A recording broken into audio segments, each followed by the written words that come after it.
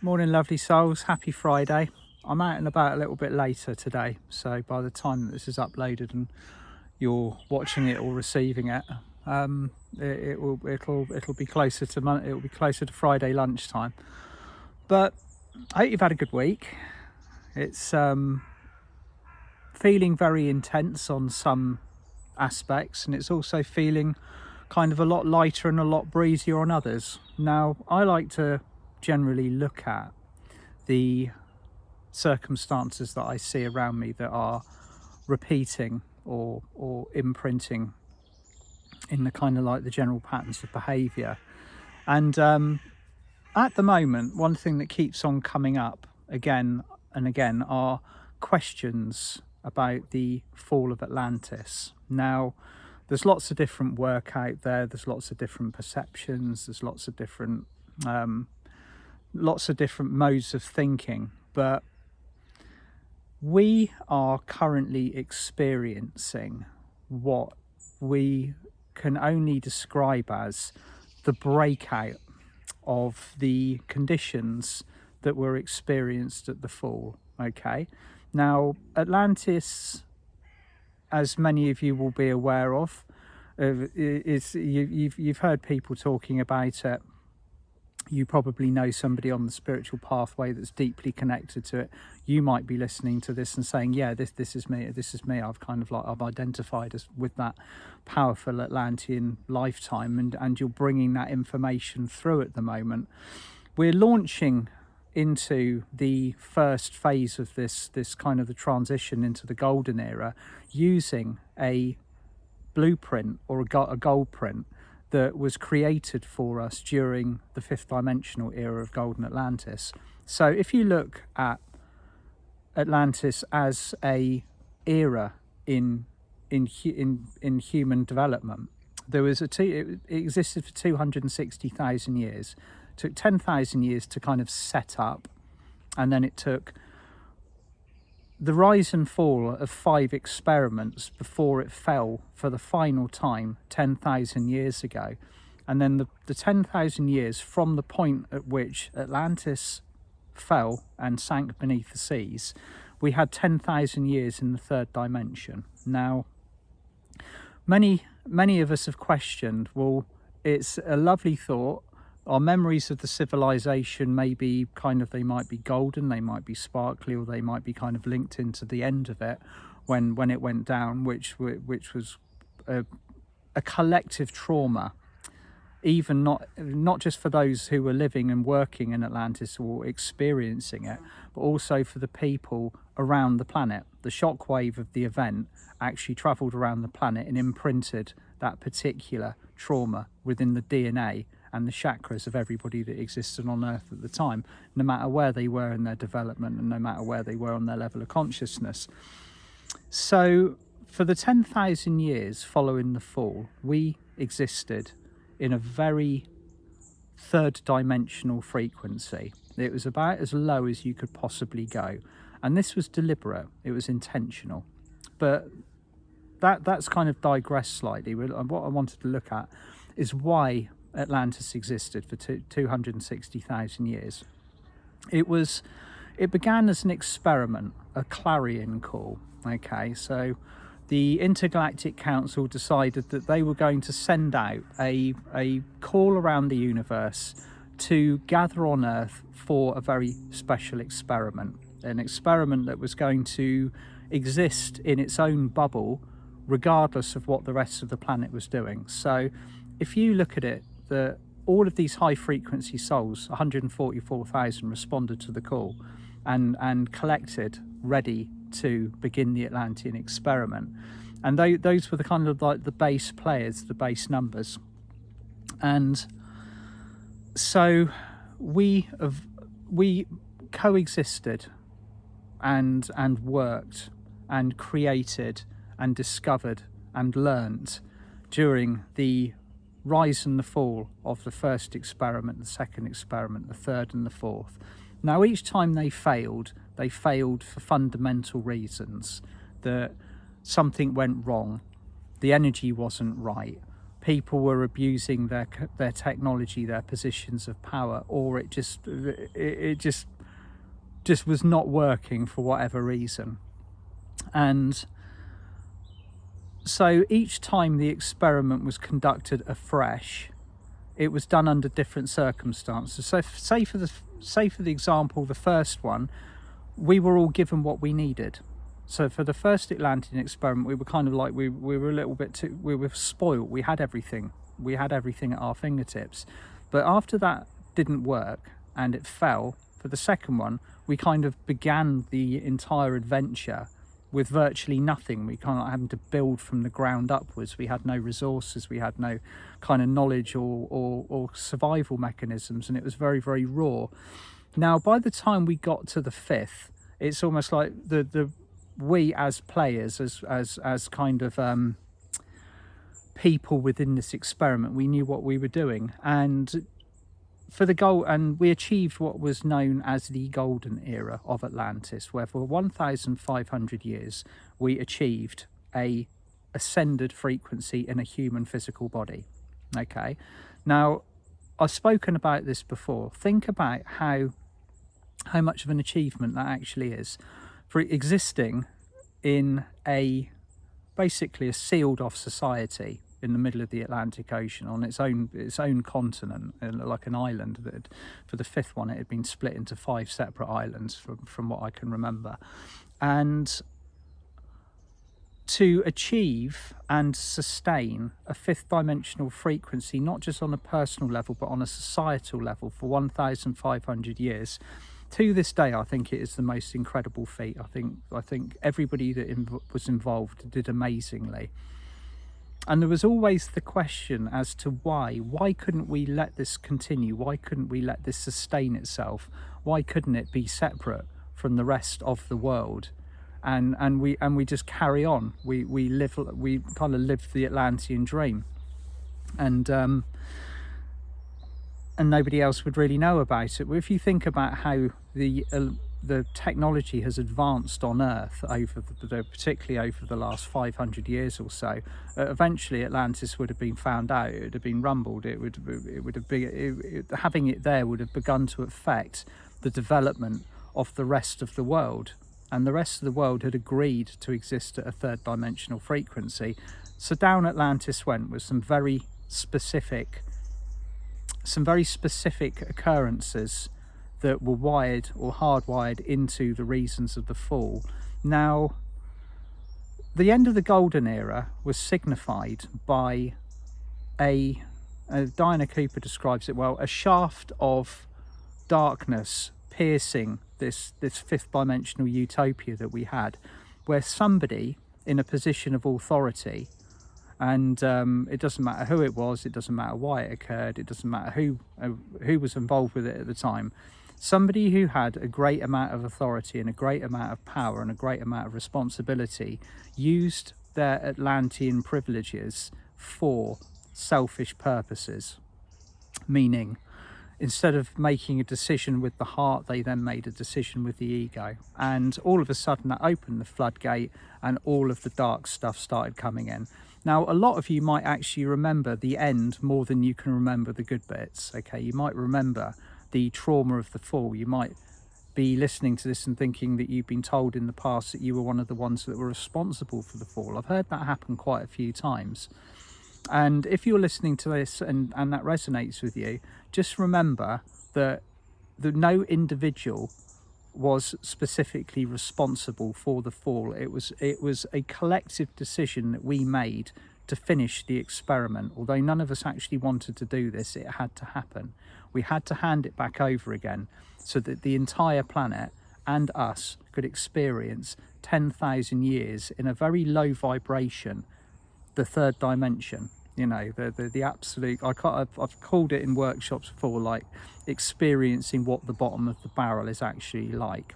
And if you think about how very much, particularly in the last 2,000 years, what the world has been like, it has been a very tough place to exist in. If you incarnated on Earth in the last 2,000 years, you can absolutely guarantee that some part of your incarnation would have been exceptionally challenging, or on the other side of the coin, it might have been you'd have had exceptional privileges and lived the life of a lord in the third dimension.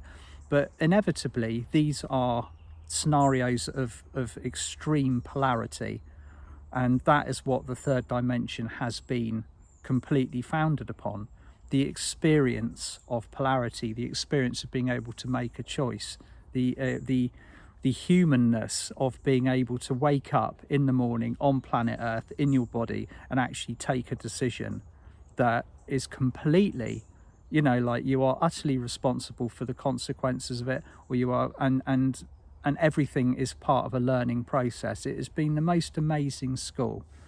But back to what happened at the fall of Atlantis. Okay, so when the energy of this golden era, the fifth dimensional era, began to devolve, it happened very rapidly. A group of souls that were once in a position of, like I said before, responsibility, power, had a great amount of influence over the whole running of the Atlantean society. They basically turned. There's no other way for it. They had the power. They were originally functioning from their hearts, but they were designated to take the role of, the bad guys at the end.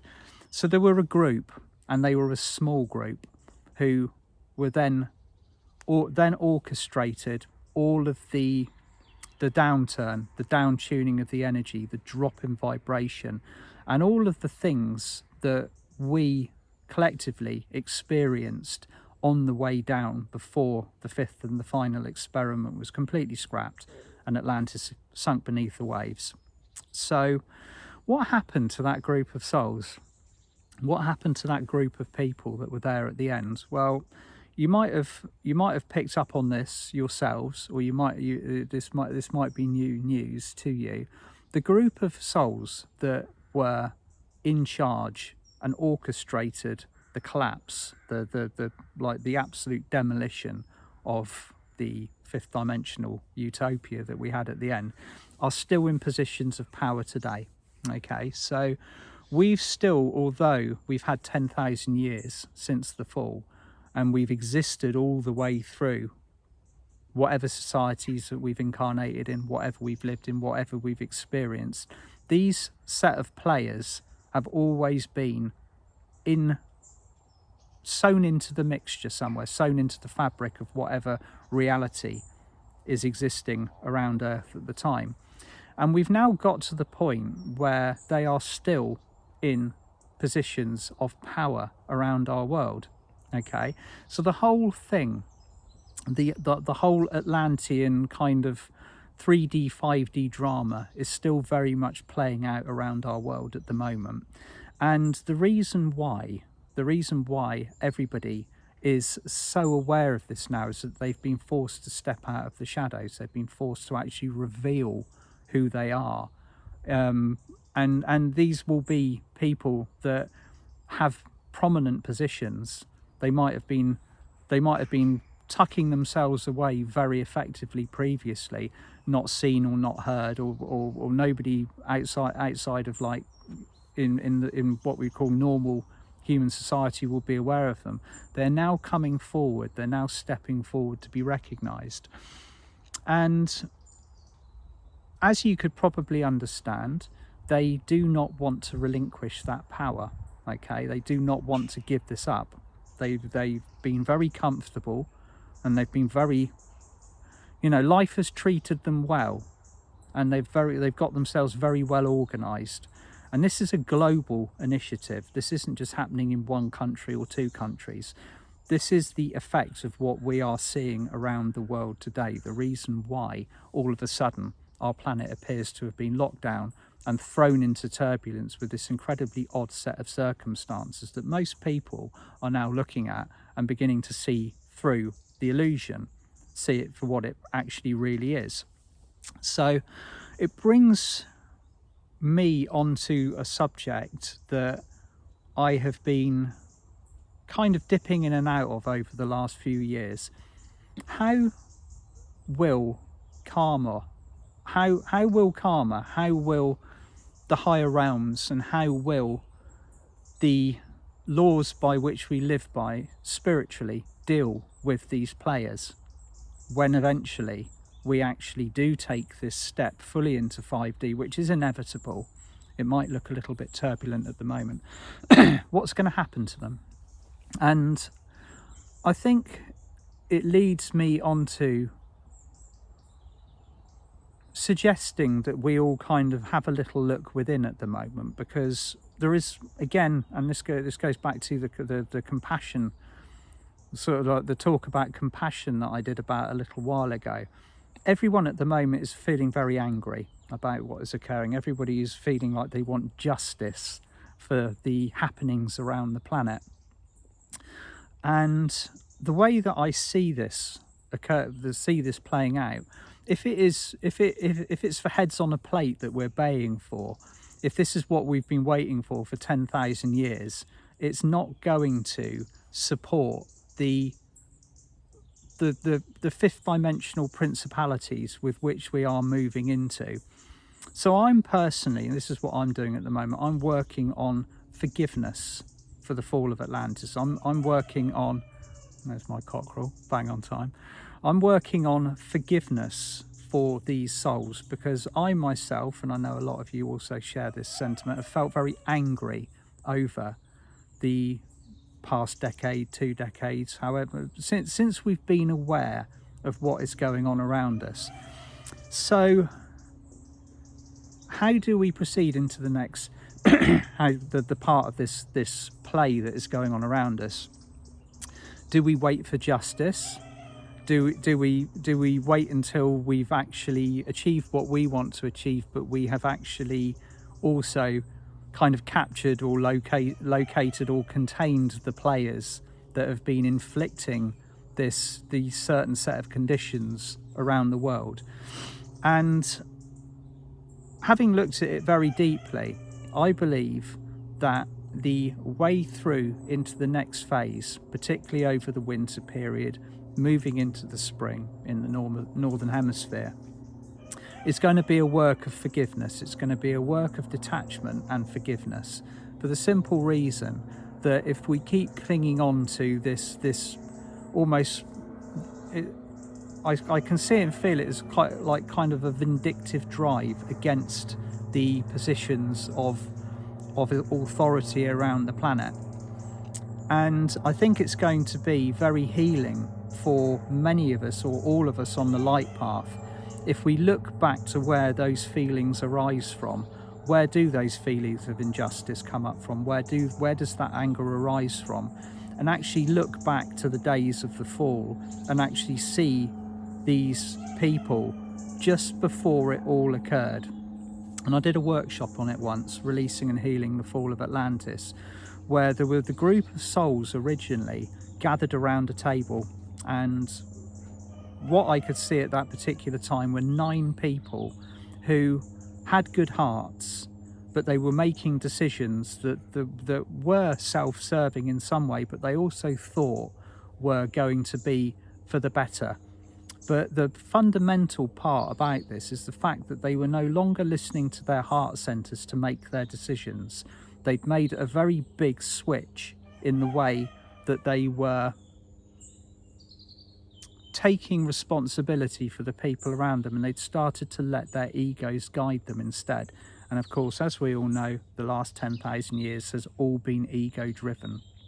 So looking back to that point, looking back to that very unique time in history where the Atlanteans chose to take that decision that let the darkness in and led to the complete collapse of a very, very beautiful, very high frequency and powerful civilization, we're going to be looking at not just forgiving what is going on around us at the moment, but also forgiving that particular timeline.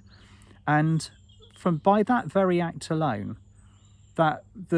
it's almost what I see it as, it's like a shockwave of forgiveness going back through time and space for 10,000 years to that particular point, and releasing these people from that condition, from that position that they've been in, where, if you think about it on a logical and a karmic level, if you were that person, if you had that to make that decision, and then you'd been basically responsible for holding 3D civilizations in positions of, you know, where everything around you must be kept in a state of servitude in order for you to keep your ball rolling, you wouldn't want to let go of it, because you'd be frightened of the repercussions. You'd be frightened of what was going to happen at the other end of it, when eventually you handed your keys back and said, look, you know, game's up, you know, we're handing it over to you guys.